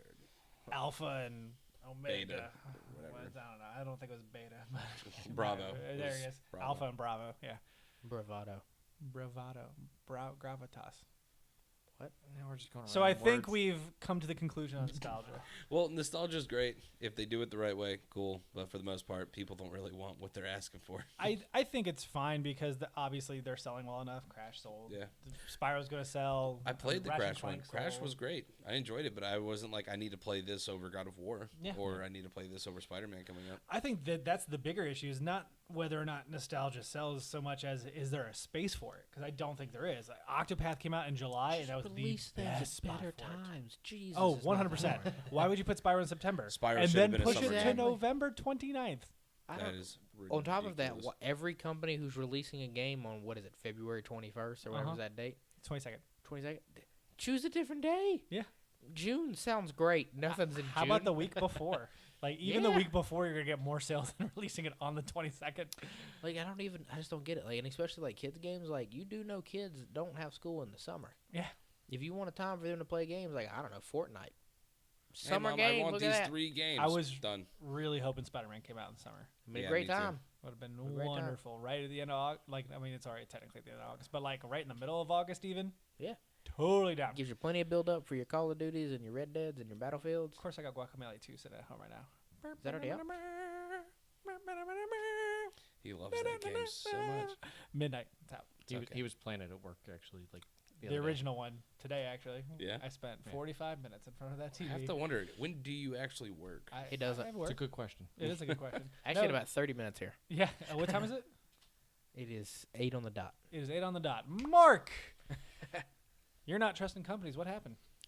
Well, no, actually, I guess I want to get your piece. Well, actually, no, I'm not really trusting you. But I understand, I guess. So I read an article anyway that, the typical scam of, like, the next tech company says they're not following you if you do this, except they're still following you.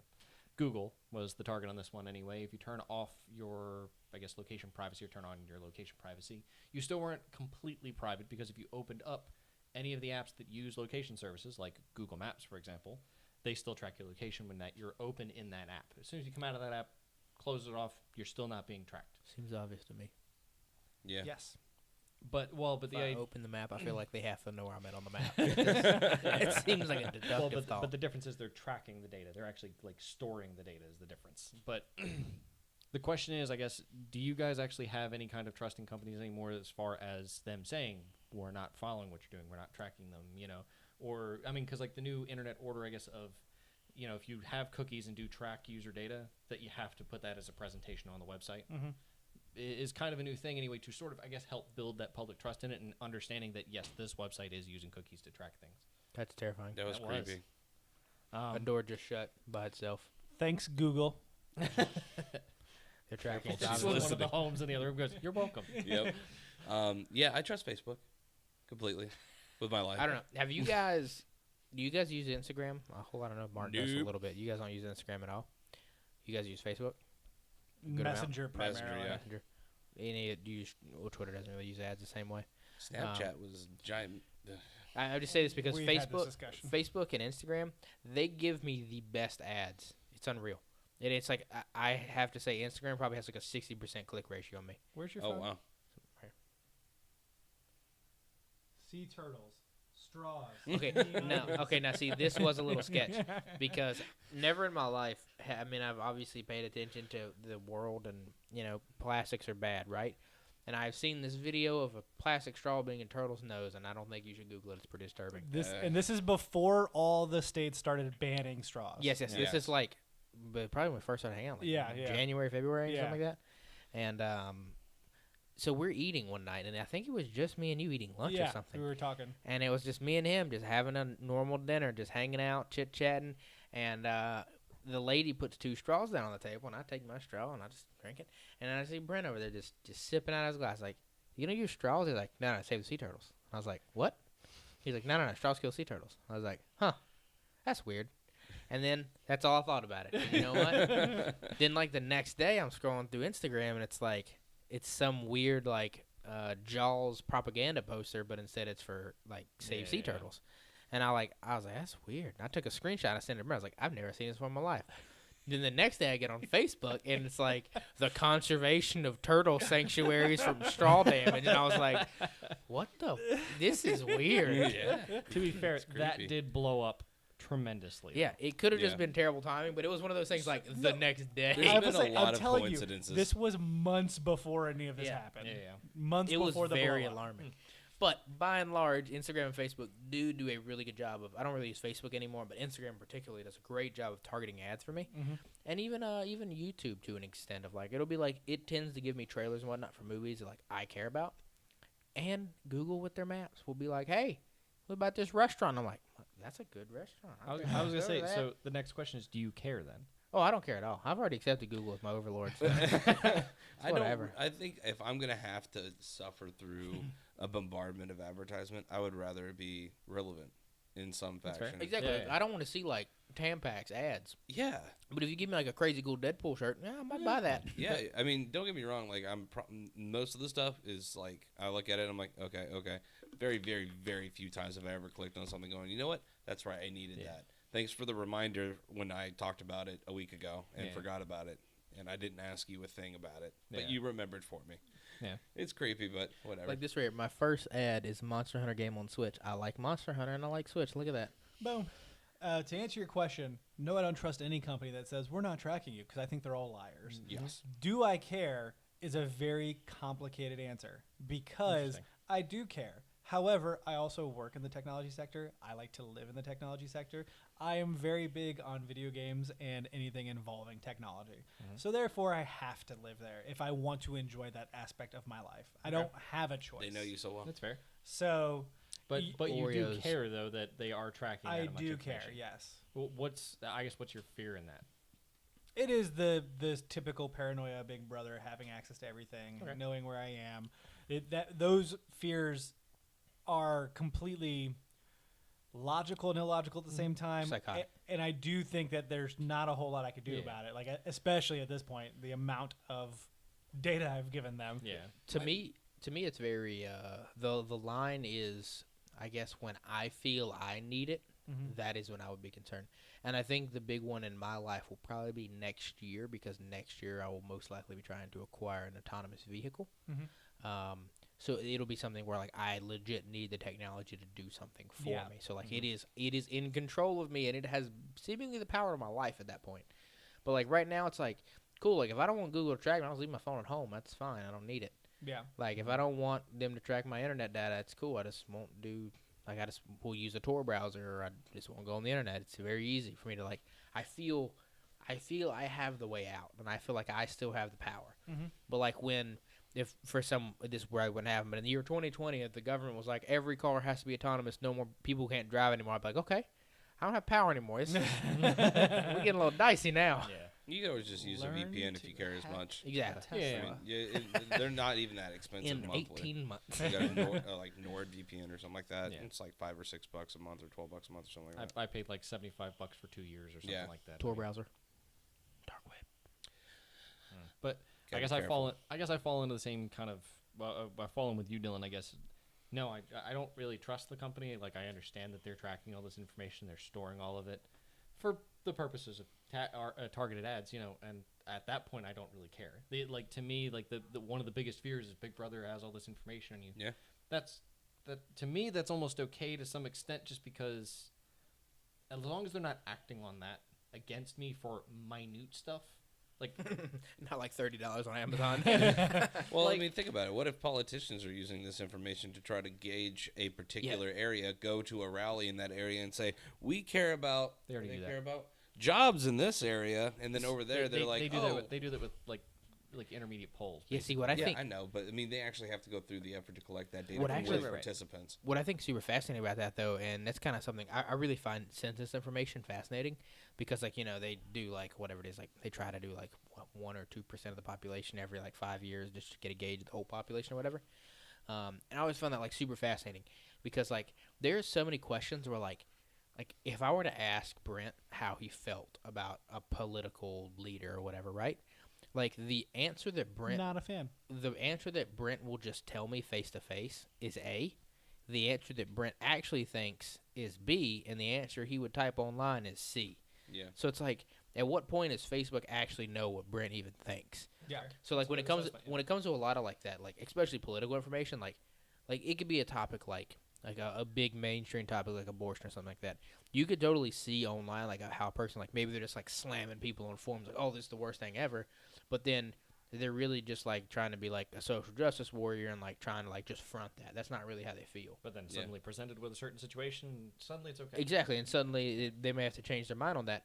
It's like, that's why, like, especially in the political climate, it's like, dog, like, how many people actually, like, have a good reason for feeling a certain type of way about something? Like, maybe you don't know all the facts about abortion. Maybe, like, you were confused, or maybe you didn't know that, like, hey, people get raped and then have bad times or whatever. Like, whatever, like, you don't know all the facts. Like, your opinion could change. So, like, if you're storing data on somebody and they don't even know what they want, or they don't even know how they really feel or why, just whatever. But what if I do know what I want and I do know how I feel? And Then they're gonna advertise the guacamole too, and you're gonna buy it. It's My been thing all over is my this- Twitter feed. Exactly. It's just so obtuse sometimes. Like I like looking at both spectrum. I like to figure out what people are looking at.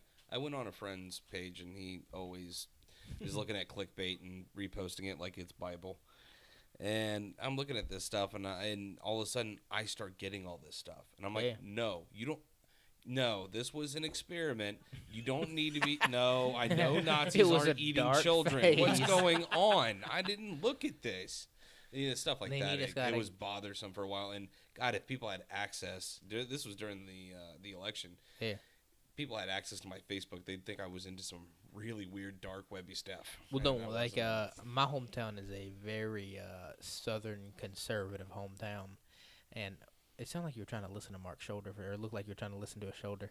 But Here's the ocean. my hometown is a very conservative southern. I don't want to use the term redneck, but that's probably the most applicable term. Town, and it's very yeah. I was gonna say that, damn it. But so during the Trump versus Hillary versus Bernie versus everyone else campaign, there was a lot of really interesting stuff on my Facebook timeline, and it was one of those things where like I started getting ads of like very hard right ads, and I'm like, you guys do not know who you're targeting. All right. Do That's you neat. eat lasagna? What? You had a compagnon. Do you eat lasagna? Yes, Yeah. yes, yes. Okay. With You- Garfunkel.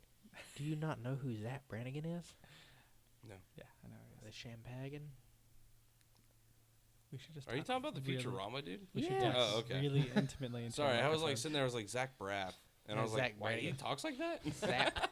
Zap Brannigan. No, there's a awesome episode of Futurama where he's talking about champagne, and then Leela is like, Get "You the mean champagne." champagne?" And he was like, And he just breaks down into tears. "Everything is a lie." But I mean, even if I had distrust, again, I'm left with two ultimatums: get over it or leave. And I'm not leaving, so. Or just be the most random I'm getting person you over can be. If you really you want to No. screw with them, just start So looking at that weird Be things. you, get your ads. It helps. I say not if your you wallet. care. I do a bit of both, but my problem is that my interests shift very much in like a specific pattern that only my brain recognizes. So like, there'll be a day Your where brain like, doesn't even do it half the time. yeah, I'm like, hey, guess what? I'm just gonna look up some game design stuff, and then for the next 6 months, I don't look up anything about like how to make a game. So I just get all these ads. I'm like, you're useless. Go away. Just go away. Go You're away. just suddenly getting an advertisement for like Unity Engine. Yeah, and I'm like, I have it already. I've already done the courses. Just leave me alone. And then I'll look up like a T-shirt, and I'm like, oh, cool. I like T-shirts. I'm done with T-shirts. I need to save my money. Like it's. I don't know about you if you've done any kind of like research for programming. Have you had the Udemy? Oh my God. The Udemy YouTube. Like, Udemy, stop, please. It is the worst. It is Please. the worst. Every single programming Same language and everything that's out there, they have a course for it. So every time I watch a YouTube video, it's like, Python's a great language. Yeah. You should take some courses on Python at Udemy. So Not worst. sponsored by Udemy. See, that's why you But guys. if you want to sponsor us, See, that's why you guys are messing up because, like mine, it'll just be like, oh, I'll be like into comics for a while, and I'll be like into, racing dirt bikes or whatever it is, like my random hobbies, and then flash forward 6 months, and I'm just like, I ADD'd myself out of comics for a little while. I'm like, oh, dude, there's a new Wolverine comic. I need to read that. no, you're Yeah. totally right. I should change my pattern so that my ads cater to me better. Exactly. That's the best way to put that. To ADD. You can't change your brain, right? Yeah. I guess that's my problem too, is that I'm so random with things that it's like even when I look at the ads now, I'm like, yeah. I mean, every once in a while they'll click something on me, like because I like Deadpool or something. It shows me like, oh, we're having an uncut version of Deadpool coming. I'm like, that's cool. The Yeah, I hit most that one. the most useful use of any of this data is that when I talk to Alexa, and I add something So to the mean. shopping list, after adding to the Dildos. shopping list, it'll appear in an Amazon ad for like the next week. And I'm like, oh yeah, I really should buy toilet paper. My personal favorite is anytime I show my roommate something, I'll be like, dude, have you seen this new trailer? Because it's like it'll be like an ad on YouTube. And like, no, I've not seen this at all. And then I'll show him on my phone. And I guess like just because we're on the same IP address, or whatever. For the next like 3 weeks, that's the only ad he'll get. It's like, now you will never forget. No, I think the worst is if you ever go onto something that is not so kosher around just the general population, like adamandeve.com, and all of a sudden you're like, oh, good, all of the ads I have are for adamandeve.com. Heaven forbid I show my laptop to anybody. He I is went- a sex Fanatic. I clicked on a Reddit link one time for, I don't even know what it was. It was like some You tried. it was some weird thing on Reddit or whatever that I got linked to from one of my roommates, and I click it or whatever, and it's like on this thing there was a lot of female pleasure devices for some reason. Mm-hmm. And like I said, I don't use Facebook that much, but I log on Facebook on my computer to do something. And as I did, it was like all the right ads were just dildos, and I was like, "What is this?" Have you seen the Avengers sex toys? Have we talked about that You here? talked about it. Yeah, Okay, yeah. I just want to make Somebody sure we brought have. that up. Have you seen the Avengers sex toys? Where's your phone? I'm sure mine's gonna be going on it now. Oh, God. Instagram just got a little weird. I'm glad we segued from not trusting a company to sex toys. I don't have a topic this week because I just wanted to check in with everybody. How are you? Good. Tired. Yes. I'm proud of you. How about you, Mark? How are you? I'm busy. Yeah. Very busy. Is anybody looking forward to anything in the next week? I'm going to Hawaii. In the week? When you leave for Hawaii? I leave in 1 week and 3 days. Okay. That's not Are a you- week. are You you just so bad lied. there? You just lied. You lied. Yeah, I'll lie to that means you're going to be off a anybody's show. Uh-huh. Okay. Are you bringing your dog over to my place? Yep. Okay. Good old doggo. Doggo. Are you excited for anything in the week? No, work. You sound really thrilled. I see a lot. We can talk about. You're just about as thrilled as I am, I'm sure. Oh, I'm good right now. I'm out of the hell spawn that is this. I'm so excited. Yes. Tonight's like the last one where I should have to rush out. That's awesome. What about you? I'm good. It's calm, peaceful. Planning a deadly hiking excursion. I'm Ooh, really sad where? I won't make it. Where do you want Oh, to go? yeah, no, it's going to be great. I made a I'm really sad I Facebook won't group. make It's a weekend. We'll talk about it later. Yep. Yeah. It's on. We may not have. You've got an invite. Yeah, we talked about how I don't use Facebook. We might have some footage, I guess, whenever that episode it's comes good around drink, anyway good for you. drink. I'm excited for Guacamole too. I know. Mic drop. I'm out. He's the only one. I'm just kidding. Aim for the bushes. Aim for the bushes.